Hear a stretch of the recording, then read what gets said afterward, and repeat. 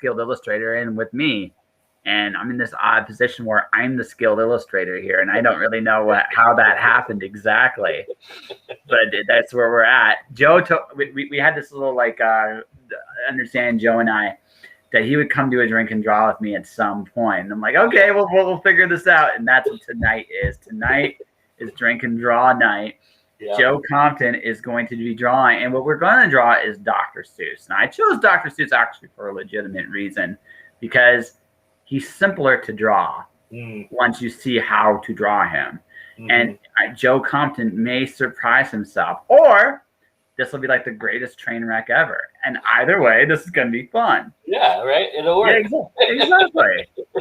How you been, man? Good, man. How about you? It's been an interesting few weeks. Yeah? So I have 3 articles coming out from 3 different places. Nice. Got a 4th one. I've been trying to finish these last few days, but every time I went to go finish it, something has interrupted me somehow, some way. But sometimes it's not all bad. Like yesterday, I got this really, really cool like LinkedIn recruiter for a company in Calgary. Oh, neat.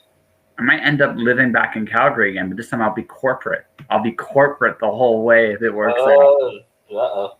Yeah, but I'll be writing. Like it's actually like there are some things I'd have to brush up on, but it's what I'm doing anyway. I mean, if you look at like my written works, I'm dabbling with illustration in my presentations anyway. Everywhere I'm going, so this isn't actually. It's a proposal writer for an architecture company, so it's like. So wait, I get to put words and pictures together. Yeah, nice. So I mean, it sounds really good.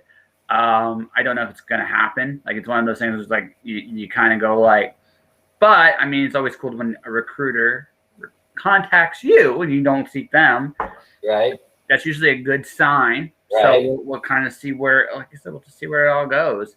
I mean, or a scary one. It could be a scary one too. It could be, I mean, it doesn't sound like it's like one of those scam things, but but it's like, sometimes they reach out to you and you realize there's a reason why they're reaching out and nobody else is going after them. In this case, the company's legit. Yeah. Like the company's legit. I looked them up. They are a legit company and stuff like that. I mean, I have no illusions, like in this one sense that if I do end up going this route, I'm going to be doing a lot of time working for going corporate, which for me is like almost like, wait, what? Yeah. But at the same time, I get to write for a living. It would make my other projects easier to do. I don't know if I'll have the energy for everything I want to do, but it doesn't really matter. But on the flip side too, it's like, I left Calgary to do something different. If I go back to do the different thing I wanted to do, like this is the kind of thing I wanted to do. Right. Right. So because here's the thing. If you go back to a temporary day job Monday in Windsor, I already know in my head 30 days. That's it. That's all it's going to be. And all the while I'm there, I'm going to be looking for freelance gigs, doing I'm not cut out for menial work anymore. I'm really not in for any of the extended period of time. Yeah, I know this. Yeah, you turn a corner at some point in your in doing that kind of stuff, and you can't go back. It's that old adage, you can't go home again, right? It's just like it's never the same when you go back. No, you see things very differently, and And the thing is, I'm not going to bash the city of Windsor too hard when I say this, but here's the thing.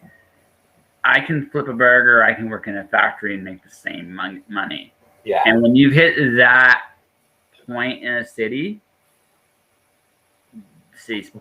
yeah, I just don't care. Like, and I don't think I can make myself care. Yeah. And that might be to my detriment to stay here.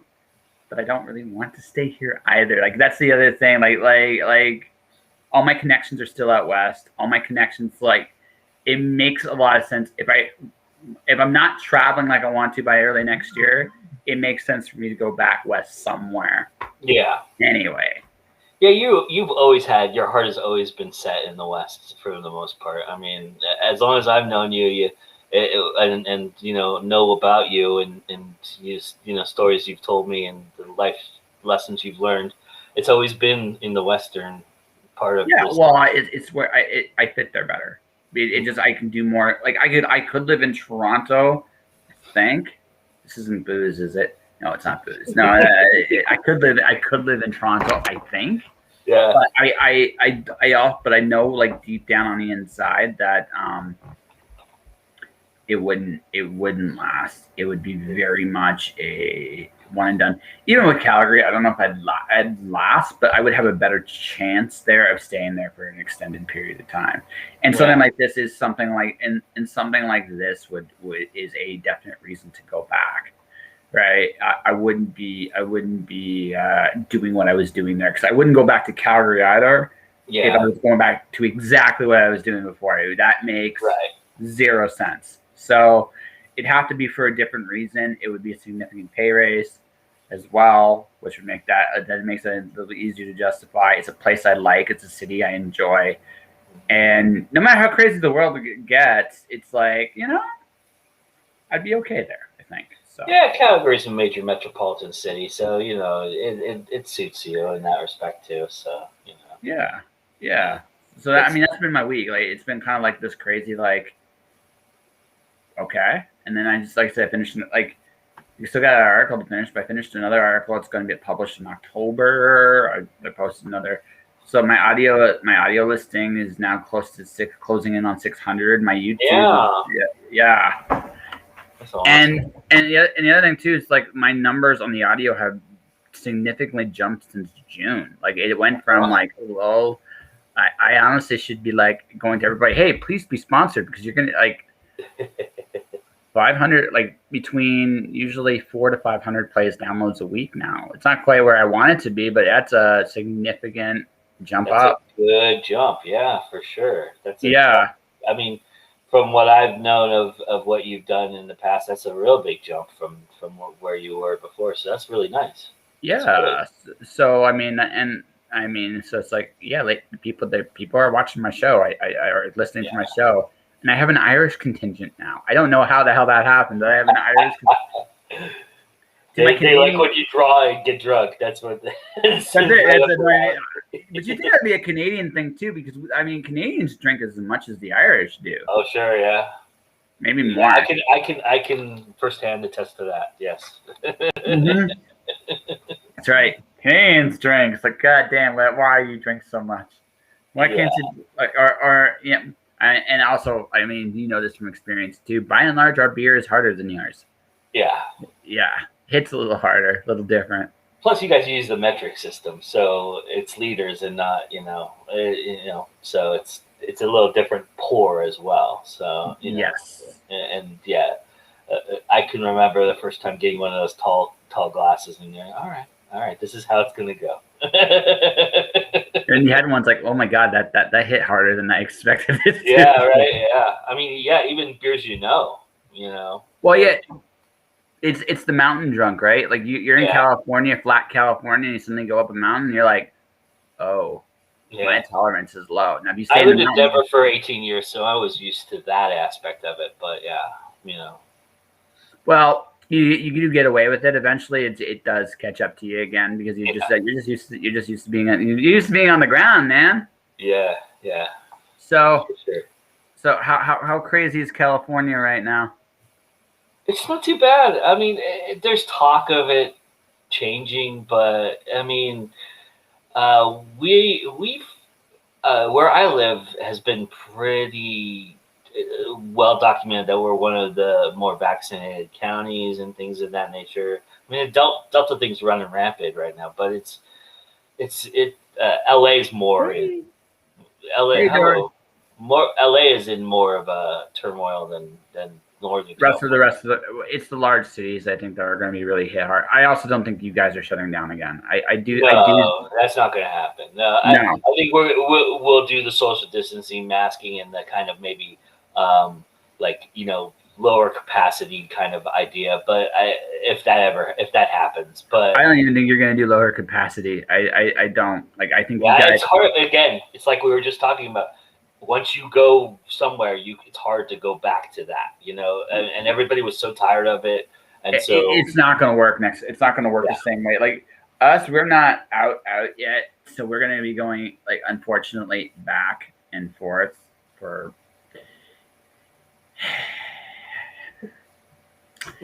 yeah. I have thoughts. Not all of them everybody would agree with, but I have thoughts. I truly think the definition of insanity is doing the same thing over and over again and expecting a different result. Yeah, pretty much. And I think, say what you will about some of the other decisions, you might go other ports. Like, you got to move on at some point, and that's the. I mean, and based on what I'm seeing around the world right now, I think everybody's kind of come to that consensus of, yeah. I mean, you watch the Olympics. It's so sad to watch something like that right now, because it's just like it's not real. It doesn't feel real. It doesn't. It feels plastic almost. And everybody there is kind of, you can see they're on camera. They're kind of being responsible and things like that. But you kind of think that as Americans there and Canadians there and Australians especially, who aren't at all used to this at all, they've got to be like, well, what is the big deal? It's kind of, it's crazy that our world went upside down, but once it's kind of leveled back, it's hard to turn it back upside down again. It's just not. Well, it's diminishing returns too. Like, I mean, the decision we're going to have to make. There are three big decisions we're going to have to make. This is I might as well say the one that won't be the most popular one. I'm not really looking forward to giving Pfizer more and more billions of dollars to do a shot every year. It's not even really a vaccine at that point. It's something else entirely. And the word for that is extortion. That's actually the long-term word for that. And I think we're going to have to be very honest about ourselves with what's going on there. Number one. Number two, again, you're not going to get, people aren't going to want to go back. And especially now, the longer this goes, how are you going to get people to cooperate? And also the other thing too, did you see the news today? I'm not sure. So they revealed that the people that were vaccinated can carry the disease, right? Right. So here's the other thing too. We've hit this interesting point of credibility. Now, I'm not going to say they lied per se, but credibility goes one of two ways: either in loss of integrity, or apparent incompetency. Yeah. So if they can't take care of the problem, eventually the question is going to become, how can you be trusted? Yeah. Right. So I think the paradigm is going to shift. And there we might have another year I do think we have another year of weird, but I think the weird is going to tip a little bit more, at least in the States. Canada, I have no idea where that's going to go. No idea. But I think in the States, you guys I think, like, Texas pretty much opened the door, and I think once Texas did that, I don't think you guys are going back. Well, California. So I was in LA. That's probably June-ish, when I went and did the award show, red carpet. And I was wearing masks and social distancing and stuff like that. But LA was wide open. I mean, LA, the restaurants were open, things were open, movie theaters were open. And I hadn't experienced that in 18 months. That was the first time I had experienced it. I was surprised that it was LA that I experienced that in. And then as soon as I came back here, right after that trip, we opened up here too. And we've been open ever since. And now it's no masks. People still wear masks, but it's like, no, and like, masks are going to be part of the culture now, no matter what. Yeah, I think so.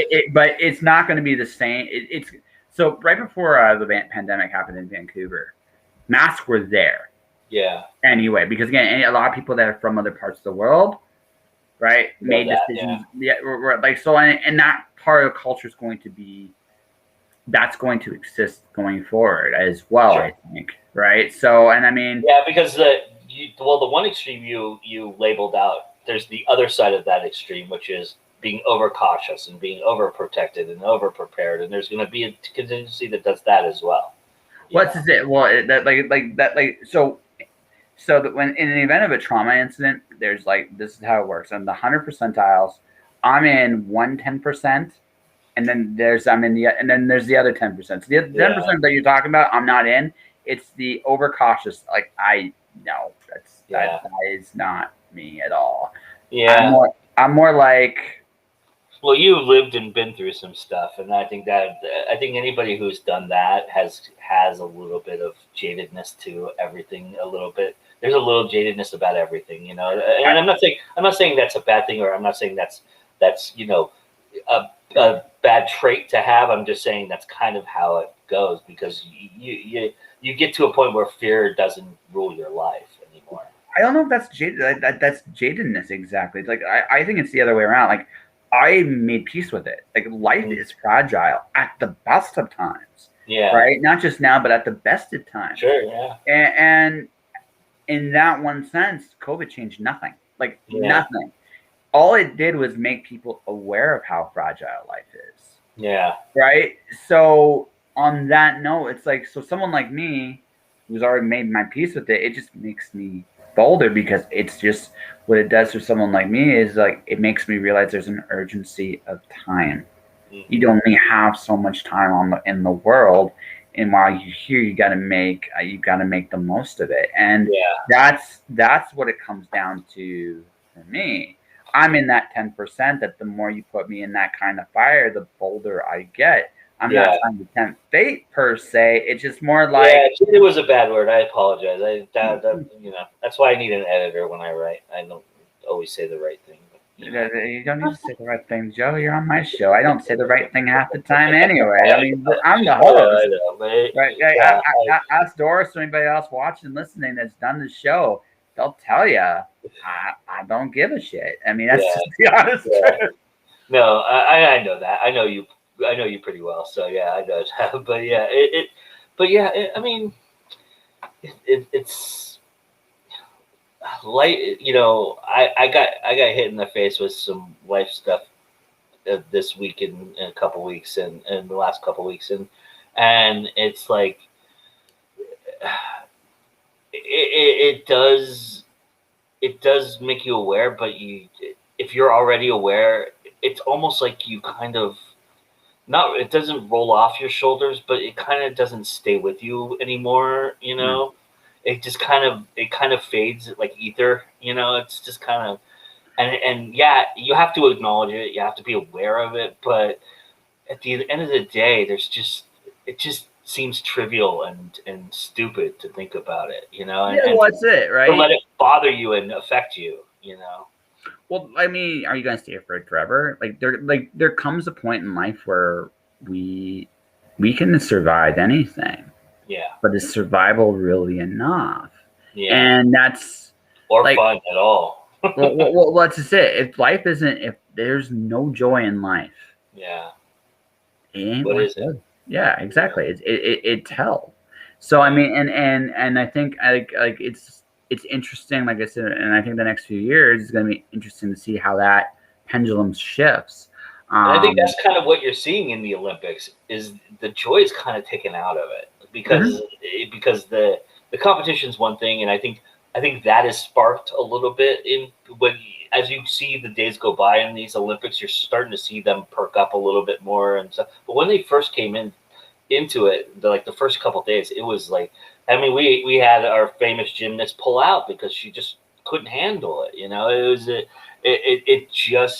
affects people different ways, but it's like at the same token, it just feels flat. It feels or it's not. It's subdued. Like the word is subdued, and like I said, I'm barely cool enough for television, Joe, anymore. I'm just not that guy anymore.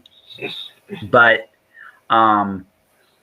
what it comes down to, like for me and for someone like me, is you just watch, like it's the experience of doing things that makes it worthwhile, right? Yeah. It doesn't matter if you suck. We'll get to that in just a minute. We'll get to that in a few more minutes. Yeah. But what matters is that you're actually going through the experience of doing the thing, and when that experience is subdued, right? You're not going to be able to. You're not going to be able to. You're not going to be able to get people to do it. People remember what it's like when things are good, and that memory is too. If anything, that desire for that has increased, not decreased, because again, I think we all deep down know that's the right way to be, and this is the wrong way to be. Yeah, I mean, you look at like just going to the movies, how people coveted that, how people coveted going out to eat. I remember the first time I went out to eat after this, it was like, wow, this was like a new experience. It just felt like, it felt something different. And so I think those are the little things that we've always taken for granted a little bit, and that's kind of interesting to wake up to and realize that those things are luxuries and privileges that you had, and in an instant it can be taken away from you. And so, but then to regain it and reclaim it, it just shows your resilience. It just shows you what you're made of and who you are, and that it's always gonna come back to you if you just, I mean, maybe it's patience. I don't know. I don't think it's patience, but I just think, because I'm not patient at all. But I just think I think that the one thing that this whole thing has taught me, because I've been through some stuff. I've been through some stuff, and I think the one thing that's really taught me is that I should be doing what I want to do and how I want to do it, and not apologize, not worry about it,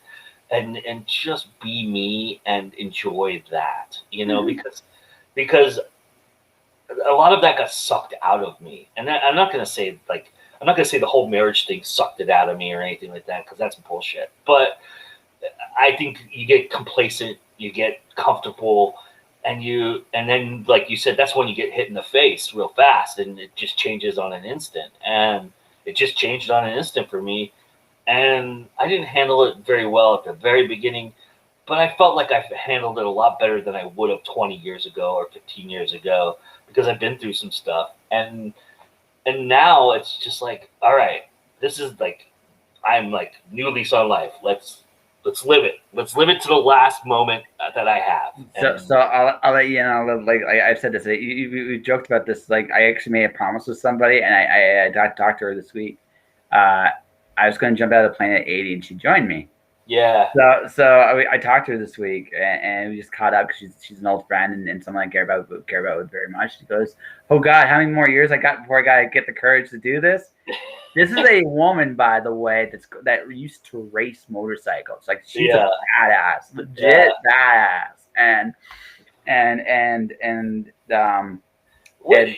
the funny thing too about like stuff like that is, like, yeah, that's like a bucket list thing, and it's a big thing and a fear thing. But when you do it, it's so nonchalant about it. Like, after you've done it, you're just like, okay, what was the big hype about all that? Like, I've jumped out of a plane 5 times in my life, and I love it. It's great. There is something about it that's cool and interesting. But once you get up there and you get over that initial fear, you look at yourself as, how silly was I to fear that? Well, I see. Wow, 2 minds on this, because I get where you're coming from, but I do think, like, there is something to be said about being a little humble to the fact that you are could die. Yeah, there's a little bit of humbleness there. Some like there. I think so, but things could go wrong in any instance. Oh no! I agree. There's just like, okay, so it's my God. It's the Bible thumping God thing in me. There's about 2 8. I'm not scared of you. I can almost hear that in the back. Oh, really? It's like, like, right? Because I will acknowledge this. There's not much in this world that scares me. But no. If you've ever had any contact with the Almighty in your own, or whatever you believe in your own way, you should fear that just a little bit. Like, a little fear is healthy. Like, nothing ruling you, that's another thing. But a little bit of fear. Well, I'm not fearless. There's definitely no fearlessness in me. I do fear things, and and those are for me to personally experience and understand that. But that's just one of those things that I just find silly to fear. It's like the fear of spiders. Yeah, there's spiders that can bite you and kill you and fuck you up and do all that kind of stuff. But it's not as bad as you think it is. And I don't want to belittle anybody's fears. That's not what I'm trying to do here. And everybody can have their own fears and be comfortable with it or uncomfortable with it, as the case may be. But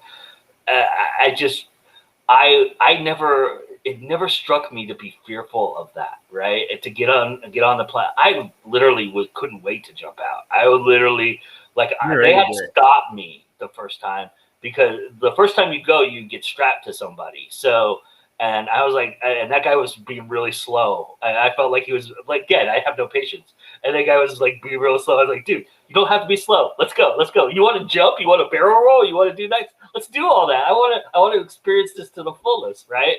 And he wouldn't, obviously it's his job to be cautious and to take care of you, and but to still give you an experience. And so, but it never crossed my mind to be fearful of that. I don't know why. I don't know where that comes from. I just know that was one of those things that I could do easily, Oh, absolutely. No, absolutely. No. And everybody's got those things that they are meant to do. Yeah. And there's other things like that's scary for them. I'm more afraid of this tonight than what we're about to do. I respect the fear of this. Like, honestly, it stopped me for actually. Let's just talk about it before we get into it.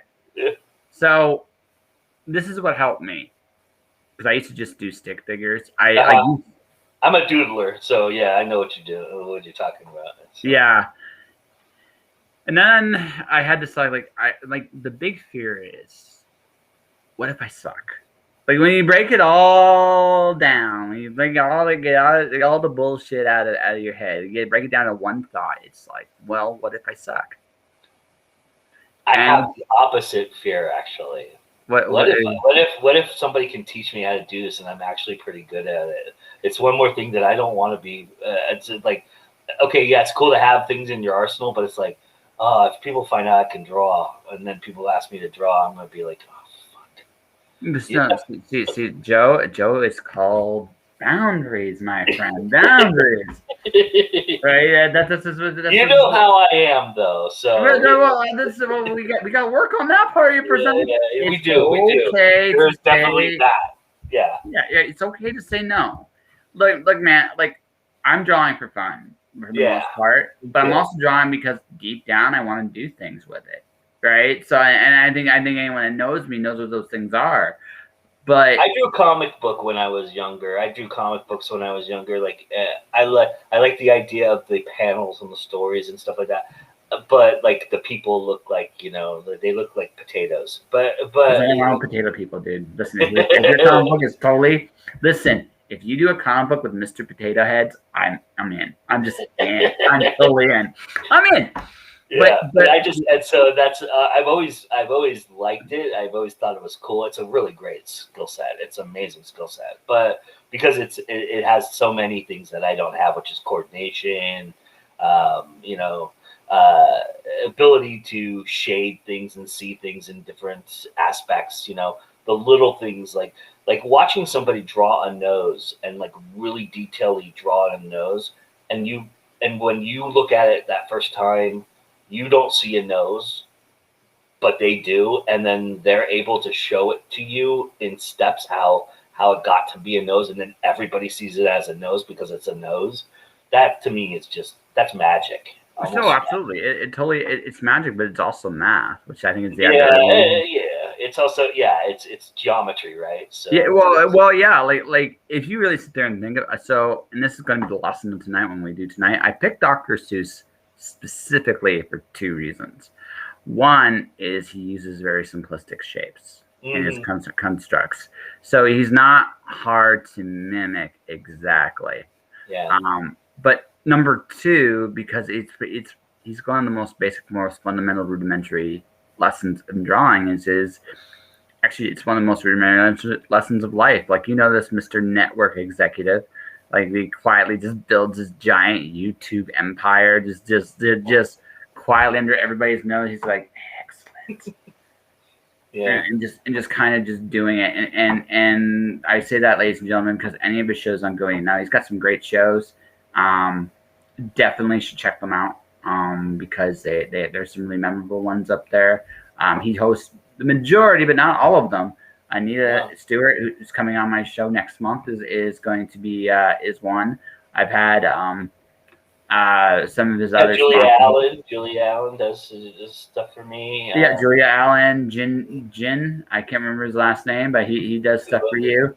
Yeah. Did my interview with him ever come out? Because I don't recall if it ever did. It did not. No. And that's a different story for a different day. No, that's fine. No, that's problem. I never saw it. It's like it never occurred to me. It's like I have it. I could give it to you if you want it, but No worries. No, we can talk about it out the air. About dude. It's your show. I did it for him, and if it didn't make it, it didn't make it. It's okay. I remember some of the things we talked about in there. I could understand why if you decide it's like, no, we're not airing this. I get it. But now you're gonna make people intrigued about it. That's the thing. Sure, why not? Right, but it'll go out on the dark side of going, Dark side. But no, like he's got ladies, he's got a network that is got a lot of talented authors that he's had on the show, doing things on the show. Yeah. And it's like, so he's been quietly building this army of people that are putting out great content. And he himself puts out great content too. I've been part of his Go Indie panels, and they're great panels because you get to see us interact with each other and talk to each other about different ideas of how the creative industry works. And it's been one of those things where I've watched it. It's been growing bit by bit by bit by bit by bit by bit.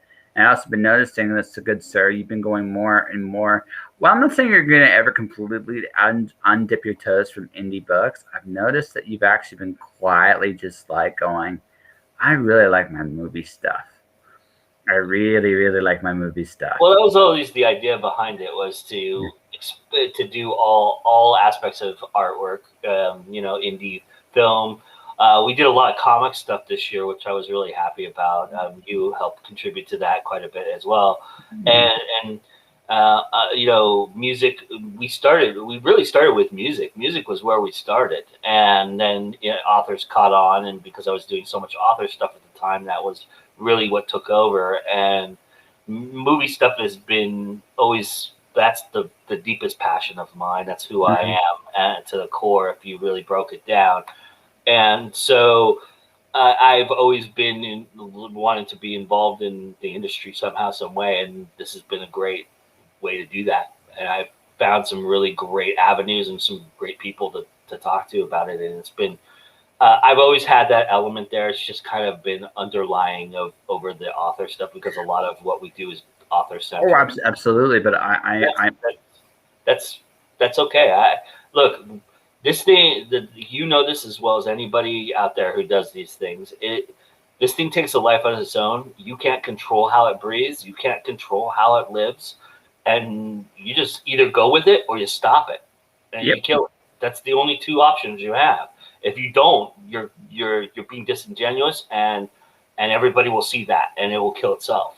Yeah. So. No, I just get this. I get this hunch, sir. There's almost like a crystal ball in my head that 2 years from now, I get the feeling that your participation, good sir, in the author end of things is going to be the weekend show, and I get the feeling that the rest of your time you might be making movies.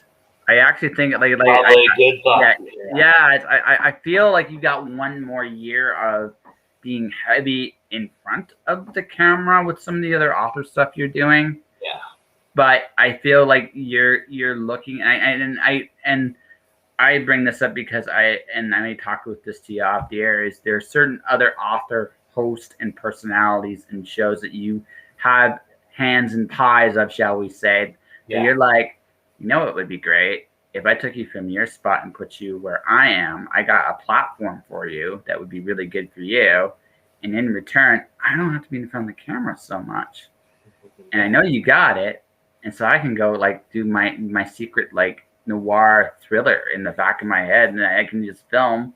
And I'll come in on Sundays because I do love books, because I see you do love books. But we know what you're married to. Well, the thing is I can't afford you right now. That's the problem. But when I can, yes, there is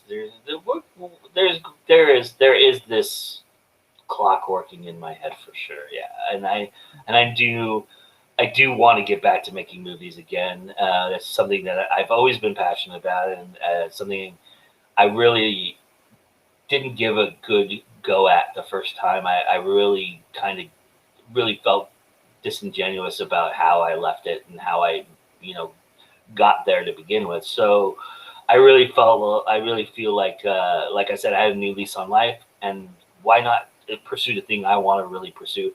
And the funny thing is that in opening that door and that idea has fostered more authoring things than I ever thought it would either. And you know this too, because this is happening to you as well. The drink and draw, your illustration books and your things like that are things you've always wanted to do, and now you're doing them because you've gained the perspective and things have opened up because you've opened your show up. And I think the same thing is happening for me, and that is I've been around so many fantasy authors and I've had this aversion to fantasy, and now all of a sudden here I am amidst a 6-book fantasy series that I'm going to be writing, and I'm in the process of writing, and it's like, holy crap, I would never have thought that would have come out of me, I can see it, Joe, the epic hero on a quest.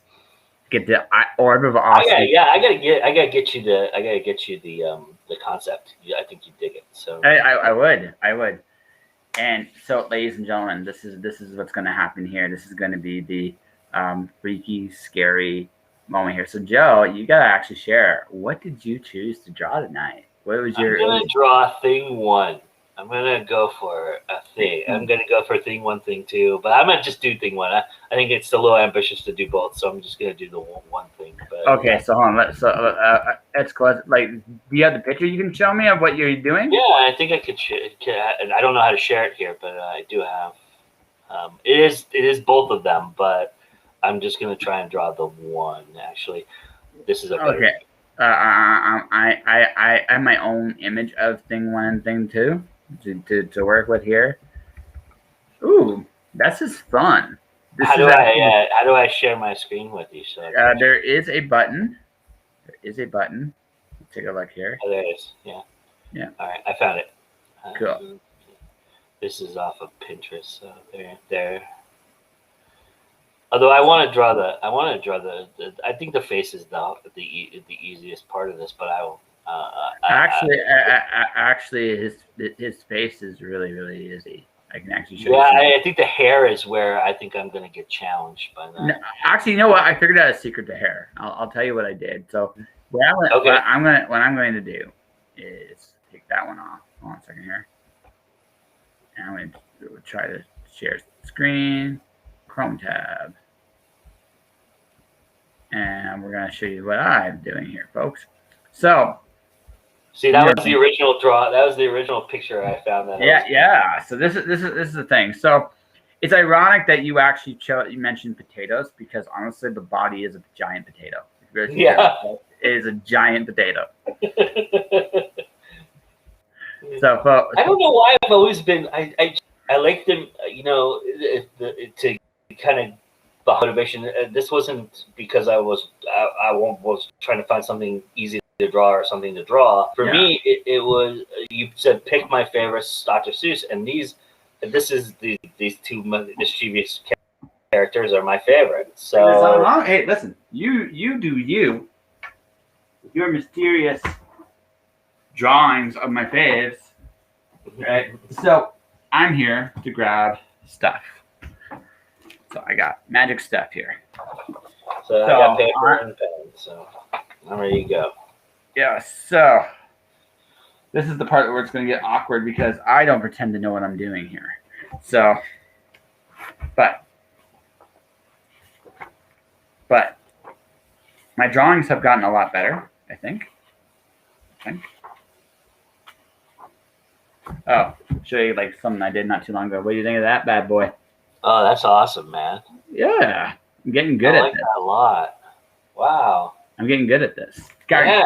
You notice. I noticed with your progression, your lines become straighter and straighter every time you draw. That's the interesting thing that I think that's the hardest thing I think to learn. So the first lesson, ladies and gentlemen, is when you do a draw, when you look at a picture, everything is a composition of shapes. Everything. So if you look at, I'm gonna share my screen again here. Am I still on share screen here? You are, I think. Yeah. So you see my if you see my mouse? Do you see my mouse? I do. No, I don't see your mouse. Okay, you don't see my mouse. Okay, so that makes this a little trickier. Give me a second, sir. There's yours. I see your mouse now. Or is that my mouse? Oh, that's my mouse. Can you see mine now? No. Okay. Oh, we're on yours, not mine. That would be why. Yeah, I can get off of there. No. That's fine. No. We'll figure this. Da da da da. Da da da. So what we're gonna do is we're going to shut her down. Stop screen sharing for a second. I'm going to do this real quick here. I have a plan. I almost know what I'm doing, folks. I almost know what I'm doing. Almost. I'm going to share this bad boy. Can you see my mouse? No. Yes. Yeah, okay, cool. So, everything is a composition of shapes. Everything. Hair, we'll get to hair in a bit. If you look here, like that, there is a shape by itself. Right? That here is a shape by itself. Now, here's the thing about Dr. Seuss. His smiles say so much. Right? His smiles say an incredible amount about the person and the character. So, if you're looking at this, right? Yeah. Like, the shape is actually incredible, like for the face, it's incredibly simple. It's just literally like something simple. But feel free to start drawing your part of it as well. I am drawing. Yeah. Yahoo! So I'm going to stop my screen sharing here so people can see. Like, it's simple shapes, and you can draw as you draw yours. And with those simple little shapes, you can actually just go bang, bang, and the nose is really easy. The mouth's really easy. The turtle neck is really easy because again, they're not really overly complex shapes. Right. They're really, really simple shapes. Yeah. And that's the thing, right? If you really any body, no matter what it is, you break it down in its very most fundamental form, is a simple shape. And hands are simpler and harder than I ever imagined them to be. Although the hardest thing when I draw, believe it or not, for me, is breast. I still don't do those well. And that's because there's a lot more to them than I thought. And I get this anatomy, it takes a long time to master. Yeah. And I'm not here to argue for anyone's sake that anatomy is easy. It's not. That's a lot of practice and a lot of work and stuff like that. And I'm just getting started myself. I'm not saying I'm good, folks. I just have some practice in me. Although I did get probably the coolest compliment ever from China.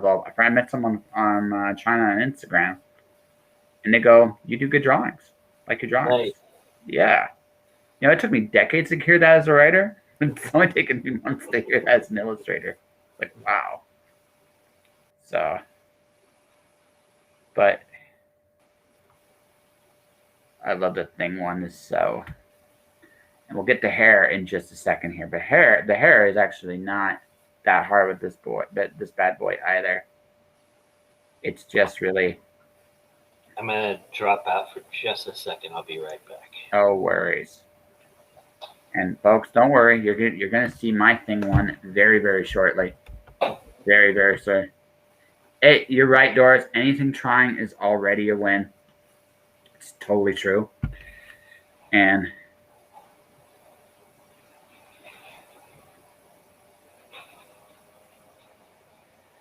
that's it. Like, it's all about trying. It's not about being, again, it's not about being good, which is ironically the irony of becoming good at something. It's not about becoming good. Has nothing to do with actually being good when you start. It's that willingness to put the effort out there and going forth with it. And what you're seeing here is I'm going as fast as I can because I want to show people what I'm doing here. But I've already got kind of like a base. By the way, Joe, take your time with it.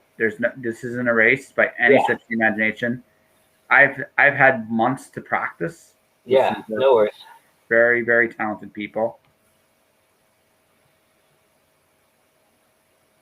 So I almost know what I'm doing. Almost.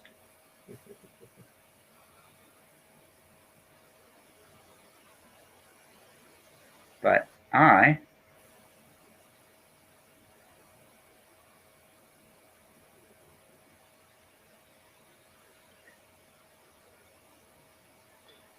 I'm finding arms is the hard thing for me right now.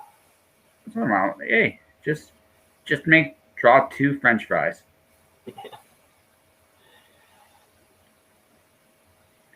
Go with 2 French fries because that's what he is. He is a potato with 2 fries on 2. There's 4 French fries. That's what he is. And a face. Think of him as like a reject toy from McDonald's. And he might just work it fine. It really is. That's pretty funny. I like that. Yeah, simple. Like, all I'm doing is I'm simplifying what I'm doing. Yeah. Right? What I learned drawing is, like, it's really about simplifying. Drawing is the art of simplification, seeing what you're seeing and conveying it to the audience. And I'm going to show people here. This is what he's working with. Thing 1 and thing 2. So I do thing 1. You want to see my thing 1? Do you want to see my thing 1, good sir? Yes, I do.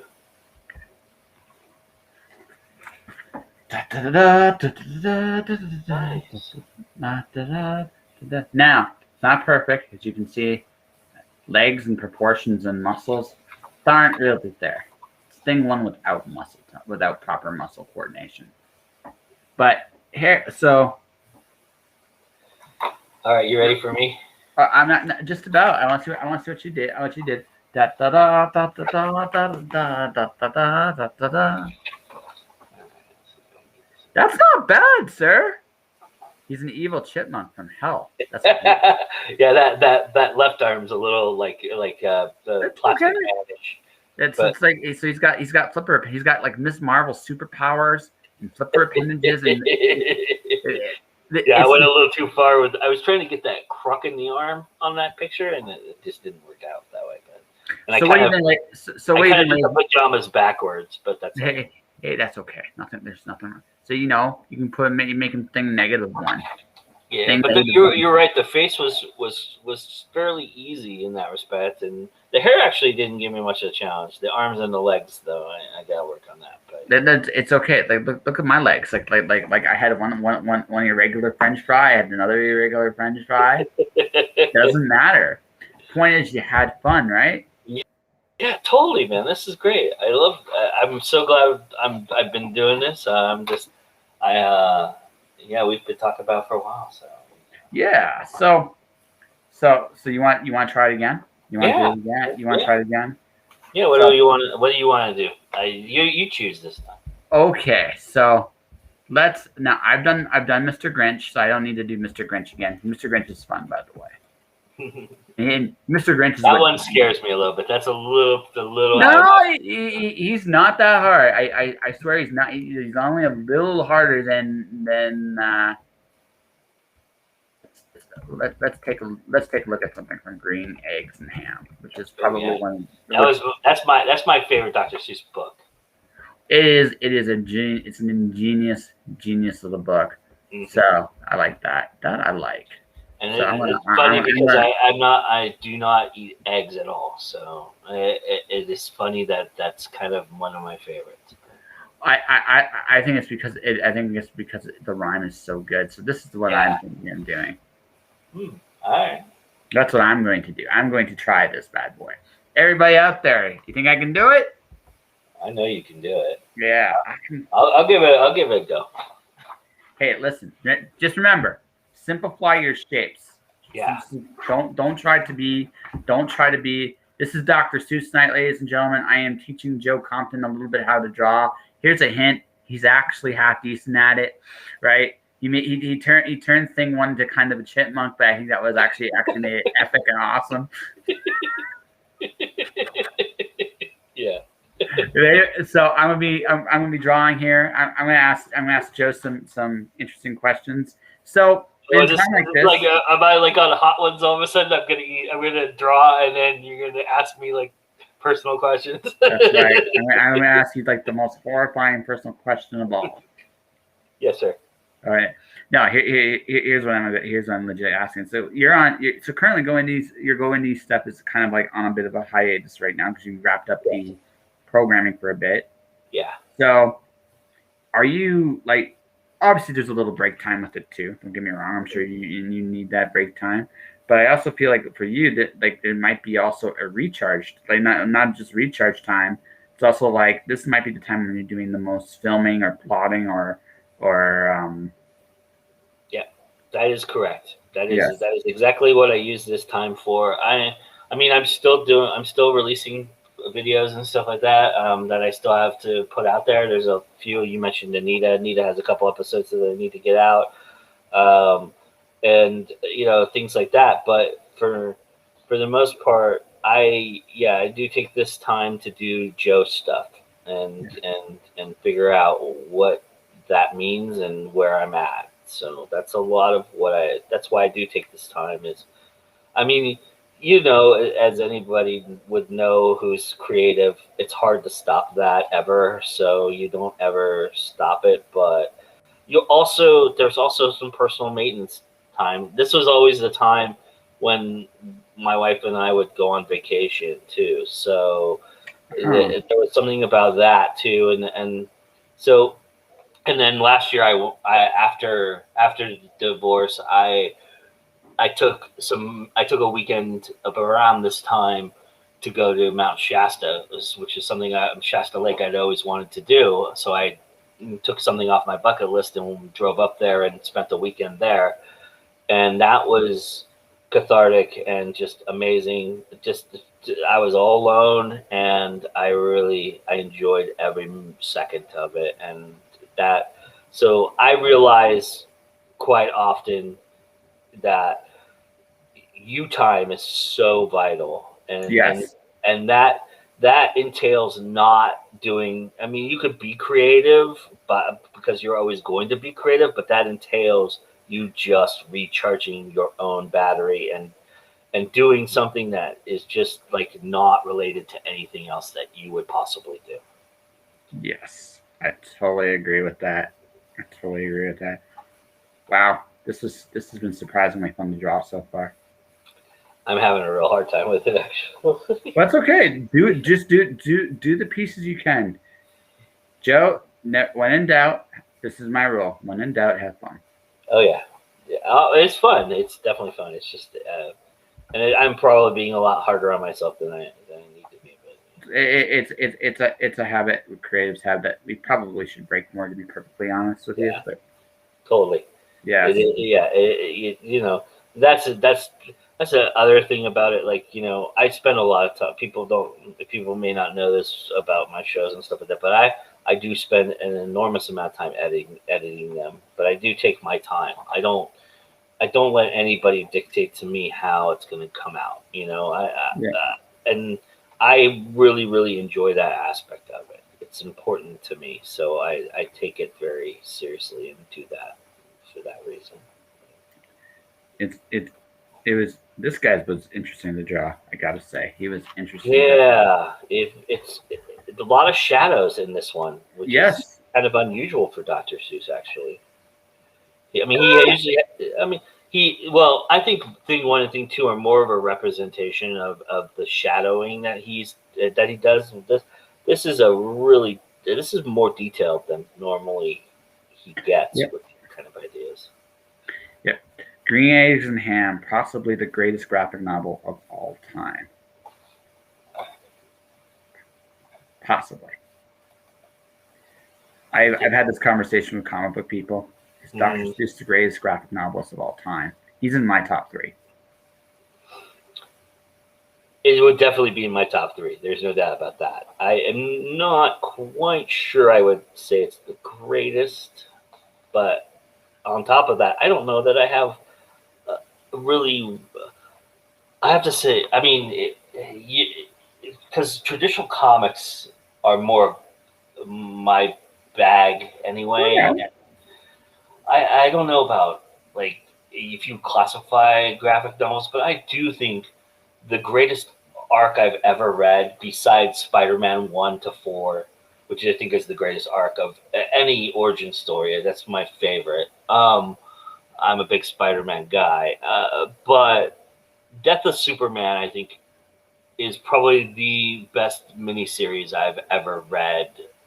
It is so complex. It is so interesting and intricate, and the idea behind it is so shocking and overwhelming that it's like those kind of things don't happen in comics and graphic novels. And I think it can be classified as a graphic novel. That's why I think it would be my favorite. And I think it's drawn with superior artwork. That was a good Superman creative team for sure. Yeah. Dan Jurgens is very underrated as a comic book creator. He never gets the I'd say the credit for being the creator he is. I've been always in. He's not. I would call an A+ writer. Yeah. But he's very consistent and again he shows up, and honestly, that puts him ahead of so many other creatives in the world, not just in comics, that you cannot help but admire him. Wow! I just found that story so interesting. There's so much more to it than just Superman dying. No, it's about Superman facing like the inevitable here. Yeah. So I'm going to stop my green screen share here, and do you want to see what I did? Yeah. Da, da, da, da, da. Yeah. Nice. Pretty close. Not quite, but it's pretty freaking close. All right. Green Eggs and Ham, ladies and gentlemen. Green Eggs and Ham. My ham's a little wonky, but that's not bad, dude. You're better than I was when I started, my friend. So, you did. No, and I'm saying this like straight up, Joe. You know what? If you put some work into this, you'd be great. Like you see what I tell you. Yeah.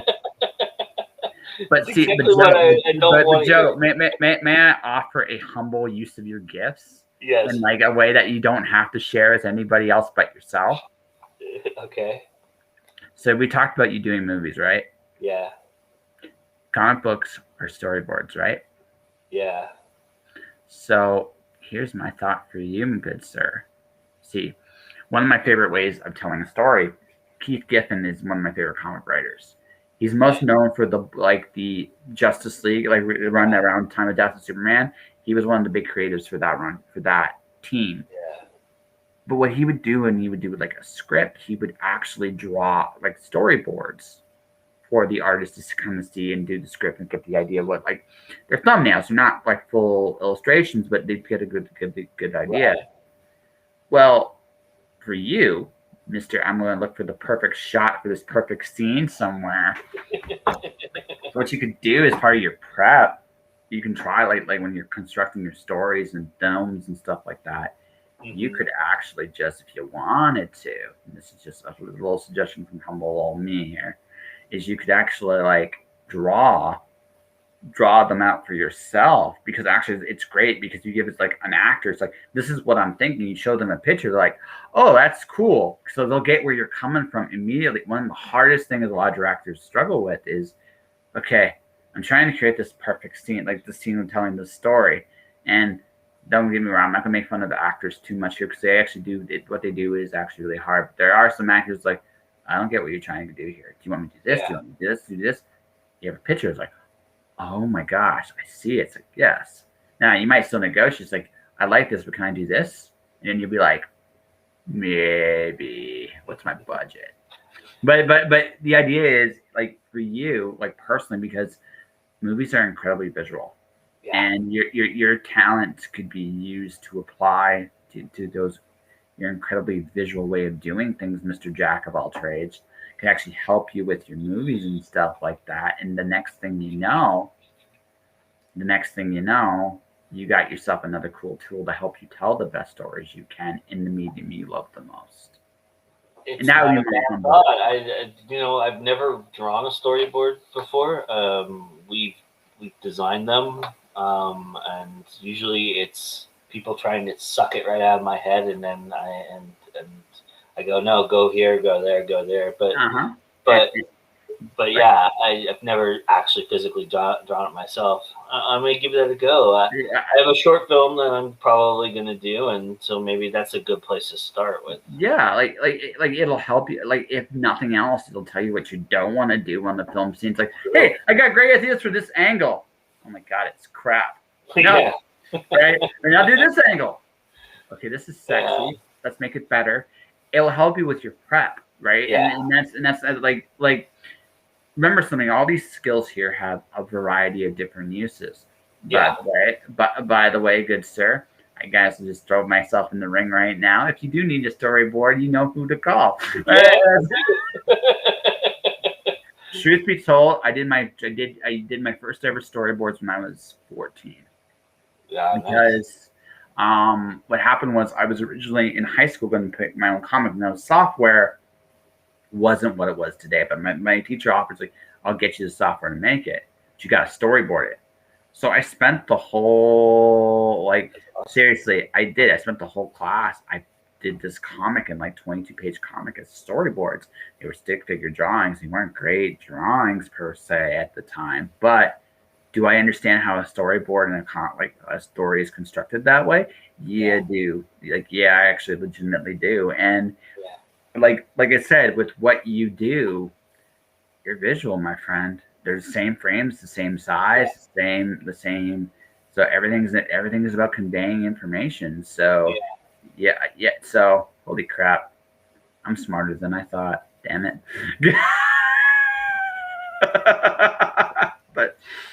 but I say that in all honesty, but you don't have to share your gifts with necessarily everyone else. It's about what you're comfortable giving to other people. But there's no, you damn sure should use them for yourself. I mean, why wouldn't you? You're Joe Compton and you're awesome. You just might as well just I can draw really well here. At least I can do a half decent doodle. I mean, my arms and legs might suck in proportions, but listen, I drew The Legend of Zelda. I drew Link. He had the most obnoxious boots. They were literally weapons of mass destruction all on their own. They were so big, there's no way he could walk in them. I mean, you just see it. It's don't make me, anybody that could have kicked those boots off and launched them as a projectile was a strong, I wouldn't want to mess with that guy. I always have a problem with boots. Boots is my thing too, because like I used to draw wrestling. One of my comics was wrestling comic, and so. And they have the lace-up boots, and with the big rubber soles on them, and the soles always freak me out. They always I always disproportion those pretty well. It ends up looking like Gene Simmons more than it does oh my god, you've tempted me, good sir. You've tempted me. We're gonna go there. We are just going to go there. So, sir, I have an idea what the final image is gonna be. All right.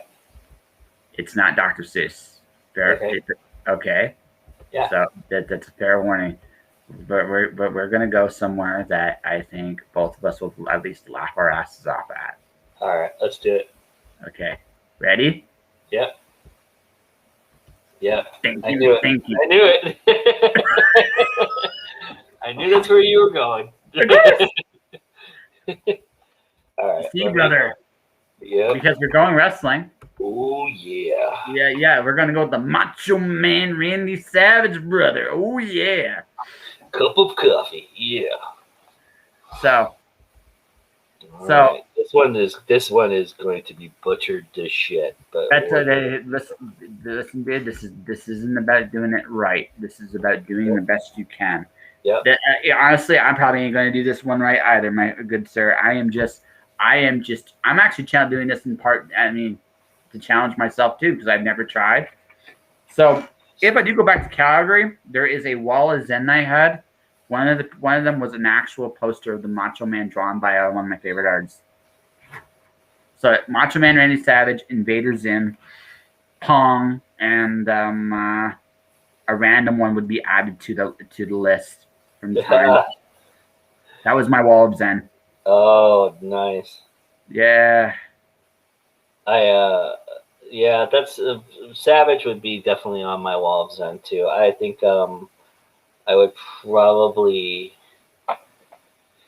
I'd probably throw down Jackie Robinson stealing home plate. That's probably one of my favorite images of all time. That is so cool. That's where cool he's sliding right underneath the tag. I think that is just one of the coolest things I've ever seen. And whoever caught that picture was a genius photographer. But this is where where Savage gets you because his hair is all frizzy.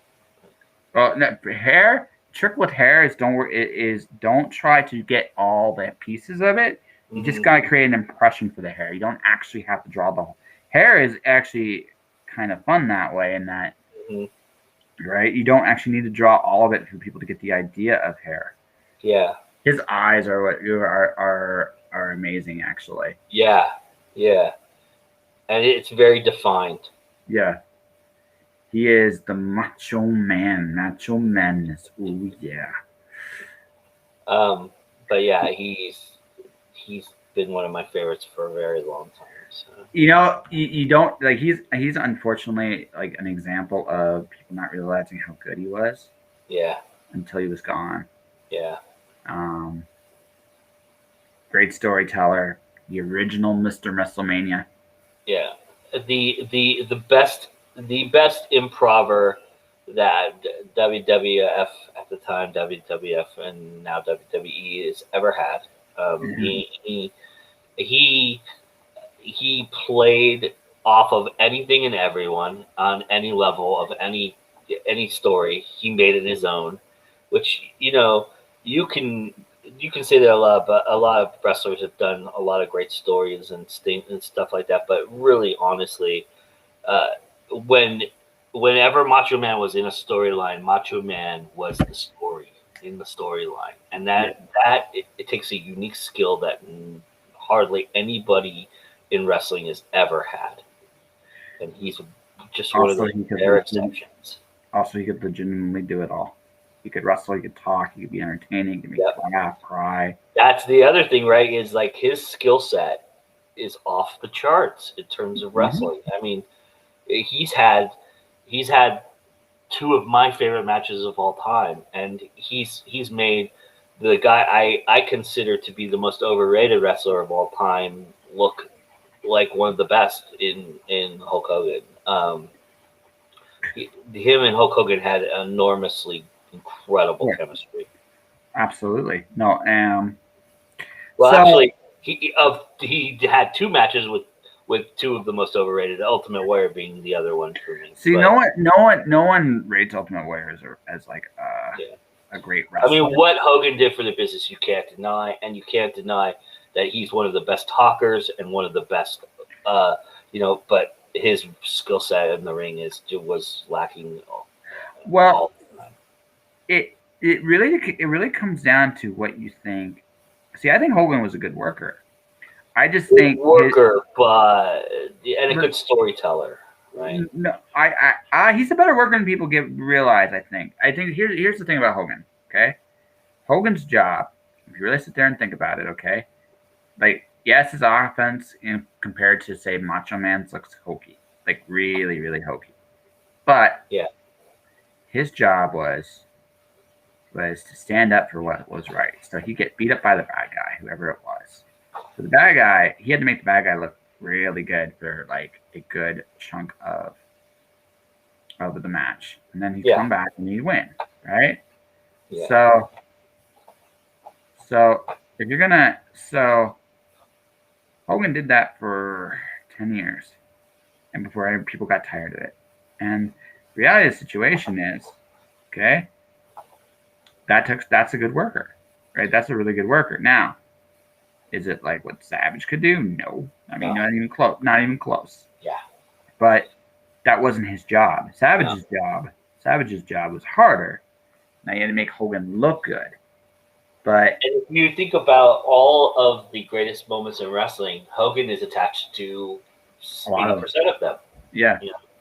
I mean, the NWO turn is still to me the greatest story ever told in wrestling. I just think that moment in that time was just different, and it was so amazing. And it turned into a shit show, but still, I think what sold it was Hogan, and it didn't become reality until Hogan. People don't remember that build to that bash in the beach was 2 months in the making. It didn't happen overnight, and yet it feels like that because of what Hogan was able to accomplish. Absolutely. It's just amazing. He there's no denying his place in lore and on Mount Rushmore, but and all the arguments that Shawn Michaels and Bret Hart and all these guys were better workers and better wrestlers. You can make those arguments all day long if you want, but for me, they missed the charisma that I think were attached to guys like Hogan and Macho Man, and it's hard. It's even. I mean, Sting has a different lore to him, but Sting, Ric Flair. I mean, these guys have something that is intangible that you can't ever say you could teach it. And I think they were characters. I mean, that's the thing. Like they were characters being themselves characters. You know what I mean? And that's the difference, I think. And I there's some really great wrestling and really great wrestlers right now, and AEW is about to explode. But I just think, I just think, dude, you like what you like. It's all good. Yeah. Well, I just think it's different. Yeah. And it's not that it's good or bad or different. Yeah. Oh yeah. Totally. What era is better? All that's bullshit to me. Is like who's better? What era is better? If they wrestled at this time, would they be this? All that's crap because that's not reality. But at least it's not this reality. But I do think it's a different thing now. And wherever you land on that spectrum, wherever you land in whatever time you fell in love with it, is the time that you're going to reminisce the most about it and feel like that was when it was at its peak. Yep. Well, for me, I got to see both peaks. Hulk Hogan at his best, and I got to see the WCW NWO arc, and then I got to see Stone Cold Steve Austin, which is cool stuff. Yeah, I was doing wrestling journalism at that time, so I was really awesome. I had my own fanzine. I was working for some dirt sheets, and I did the eFed stuff or the fantasy wrestling. I did a lot of that during that time, so it's very fond for me in that respect. And that's, I mean, again, it's creative energy being creative energy. I just love. I think when people ask me what is it about wrestling that I think is amazing, I think that it's a great place to tell a story in an interesting and different way. It uses pain to tell stories, which is really, really cool. It's not something that's done with any other art Yeah, form. and what other genre involves steel chairs and putting people in cages and then being okay? Yeah, absolutely, absolutely, absolutely. And it was definitely a lot of fun. I'm gonna be. So I did something a little different. I took this and actually kind of made it my own. You want to see what I did? Yes. It's not quite a Macho Man, but it's not bad, I don't think. Yes, I love it. Thinking. Oh yeah. Oh yeah, cup of coffee, Josh. Cup of coffee. The queen will always rise to the top. That's what I did. I took the little. That's actually pretty good, man. Like for like a first time like playing around with this. Seriously, man, when this is over, I'm going to be throwing my stuff on my Instagram because I got a lot of actually pictures to update. But you know what? You should put your stuff like you actually got muscle tone there. You're good, dude. You're good. So remember I was saying the potatoes. That's exactly how I draw faces in my comics. It's okay. There's nothing wrong. Listen, we call that potato foo, Joe. Potato foo, right? I'll post these. Maybe give them away at some point too. So I'll sign it. Hey, dude, I sold my first two pieces of art like at the beginning of the year. So I know. I was excited for you when you did it, and that was a good one that you had there too. Yeah, it's just like we all like I think like it's a possibility. Like I look at it like the whole point of this little unique episode. So everybody watching, listening, how did I teach it? Was I good? Was I terrible? Was it like was it like what you expected it to be? Because this is my first one. I feel it might have been a bit of a car crash, but it's okay. It was my car crash, and it's like never let a good or bad thing get in the way of it. But I bring all this up because, like, straight up, it's about learning another language. Yes, thanks, Doris. Thanks. Nice. Yeah, so I mean, the only real rule, my friend, is have fun. And like I said, like you have skills, and here's the thing, use them with your passions. Yeah. Right. Again. Yeah, you make a lot of sense. I never thought of that idea, but that's really cool. I will explore that for sure. Yeah, and even if you call it the potato scripts, these are my potato scripts. What does that mean? Well, I said I draw like potatoes, so Josh Pentoresco, that crazy MF, just said make potato scripts, and in so doing, right? I'll do one better. When somebody asks me that, I'll just point to the guy who I'll have on my movie set and go, this guy, talk to this guy. He knows what I'm on a set. That's right. Oh, it's definitely a possibility. Like I'd love to. Like I like one of the things like. Gosh, I hope they don't listen to this episode, but this is the truth. Even if I do get this, even if I get this corporate job, I know like it won't last forever either. Like it will be a learn. Oh no, I know. I know this. And you never know, man. You to yourself, this is I have an end goal or I have an end thing, and it may change on you because you may really really love it. Oh no, it's true. It's entirely a possibility. But here's the thing. I'm gonna have to do that for you. I know, but I gotta be me. I just gotta be me. It's just the way it is. Yeah. Like the way I see it is. The way I see it is. I'm going to be doing creative projects regardless of what happens this year, or next year, or the year after. I'm going to get on a set somewhere. And I'm going to, because that was what I was going to do before this all went downhill. Yeah. Gonna get my American. I'm going to get my American passport renewed, this year before the year's up. Nice. for sure.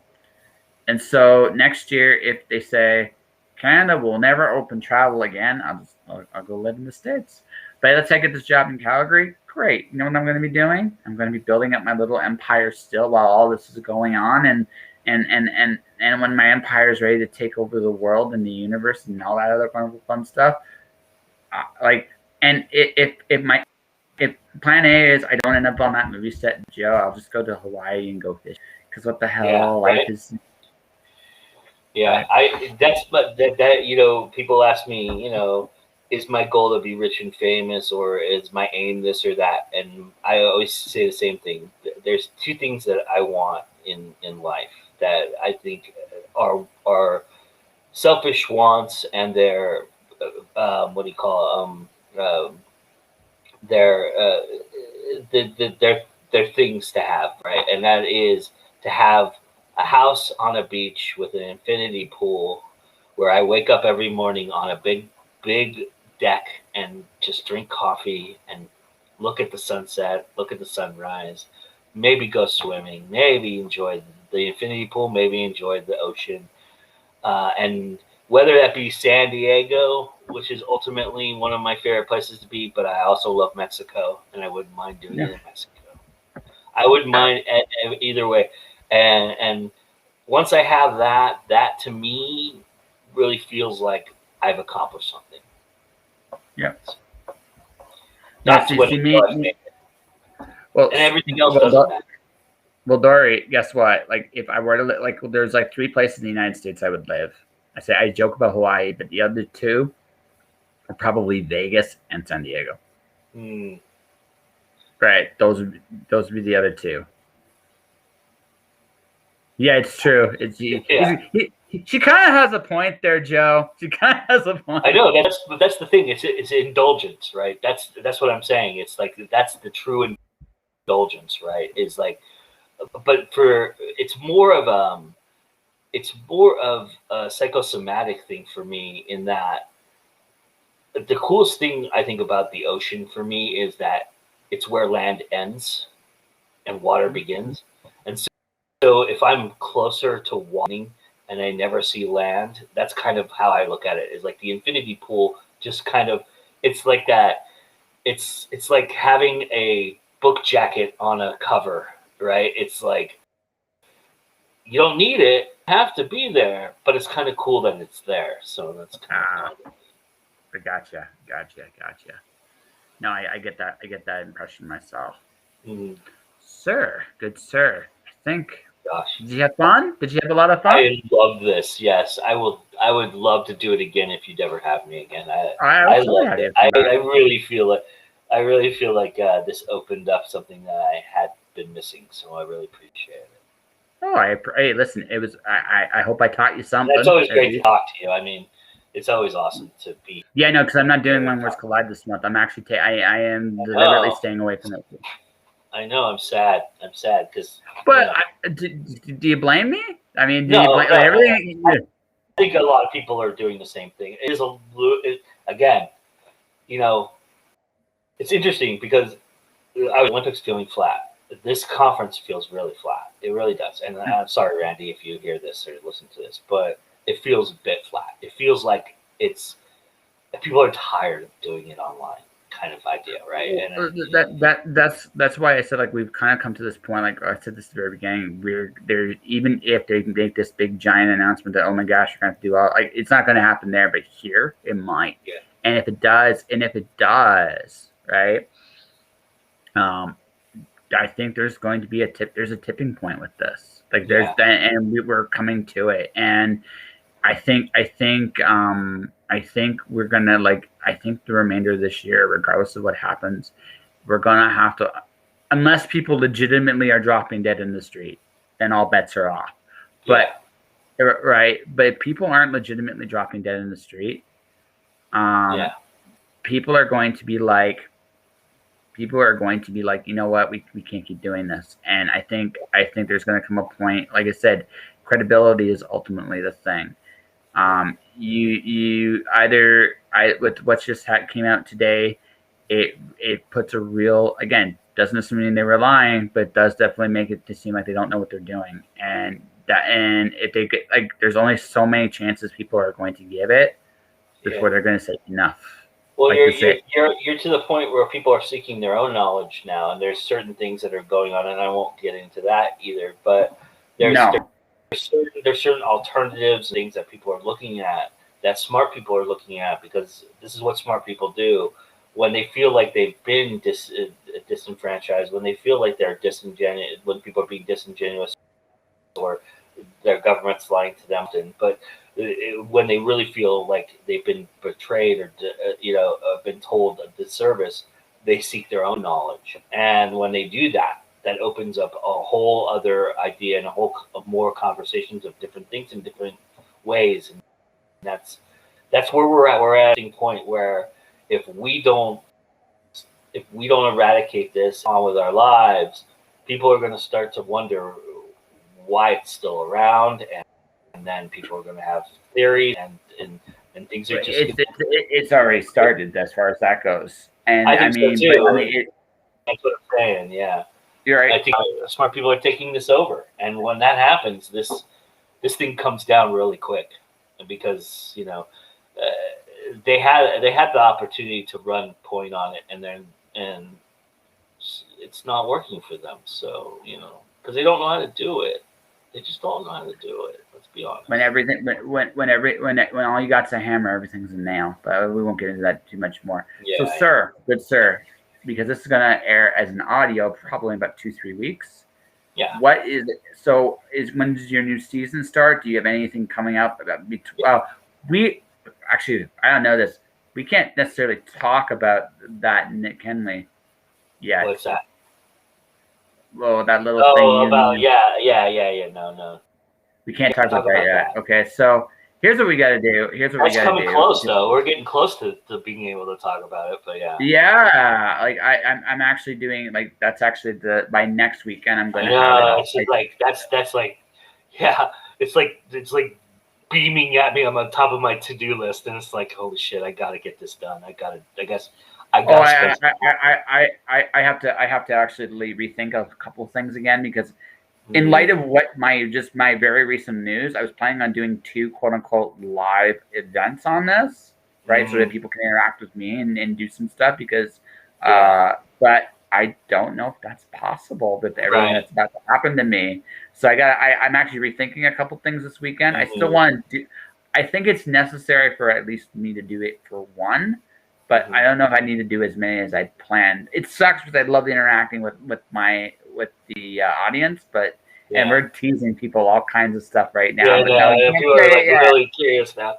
But no, to answer your initial question, yes. So Go Indie Now will begin the first week of September. We will start on, I think it's September 4th. Late night news with myself and Katie Salidas kicked off the new season of the winter, and then we have a really special This Week in Indies that I've put together for that first Sunday in September that I'm real excited about, and I would tell more people about it, but again, something that is still working and still in progress, so I don't want to give it too much, and I don't want people to forget about it either. So, but that's where we're at, first week of September. But I am, during this time period, still releasing videos, and so there are still shows that will come up during the month of August, and as you mentioned, the aforementioned When Words Collide, I will be there doing just a couple this year, not a ton of stuff, but I will be there in some capacity and doing a live show, as I do every year at When Words Collide on that Friday night. So very cool. So, and how can people find you? Good sir. YouTube.com/GoIndieNow. I've made it really, really simple. YouTube.com/GoIndieNow is where you find Go Indie Now stuff. You can also go to Facebook.com/GoIndieNow and find Go Indie Now stuff. You can find me, Joe Compton, you can friend me on Facebook. I'm enjoying Compton on TikTok than I am Go Indie Now, although it's starting to blend. Again, this is my problem. Wherever I go on social media, it just blends together, and that's okay. That's the bet I've made, and I have to lie in it. But And then Twitter is JoeDream73. So come check me out, and love if you're an artist out there and you're listening to this and you've never been on Going Now, we'd love to have you. And so, Dory, if you're listening to this, yeah, you should talk. Yeah, Dory, come on. You really should. And that, ladies and gentlemen, is that for the week. So, I'm gonna have to. You should. He does indie books, Dory. You're doing some indie releases yourself, right? This is one of the people you should talk to. He'll give you publicity. Also, he's a really good. So what? Just it doesn't matter. I do it in all phases. So. Yeah. So, Dory, talk to this man. So yeah, there it is. That's her link. Talk to this man. You really should, because he will help you. I'm not. Yeah. I know. And I'm going to tell you right now. It's like smack. Get your ass on that. Get your ass on it. So, right. But to everybody watching and listening, and thank you very much for watching. Thank you very much for listening. Just Josh is like, I'm slowly approaching my first 100 followers on Twitch, which I can't believe I actually can say. I'm on my way. So you click the follow button just on twitch.tv/JustJosh Smash podcast. that motherfucker. Smash it. That's right. Smash it, baby. Smash it. Number one. Number two, I am on YouTube as Joshua Pentalresco. I don't promote it as much because let's be honest, I fit Twitch better than I fit YouTube. I really do.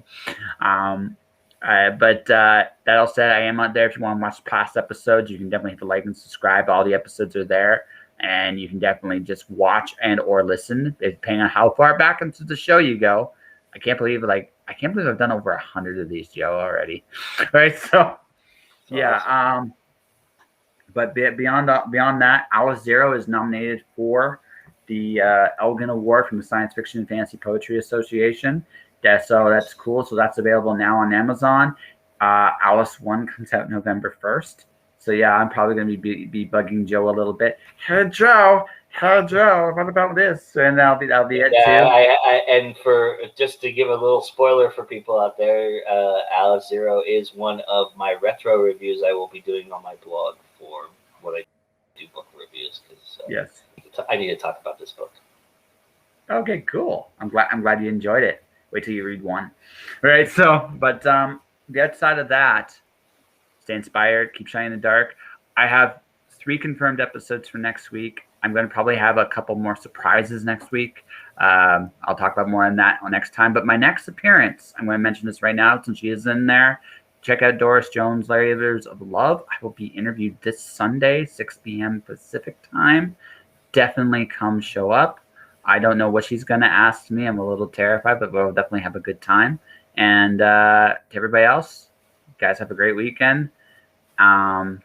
Stay inspired. Keep shining in the dark. And I'll see you guys later.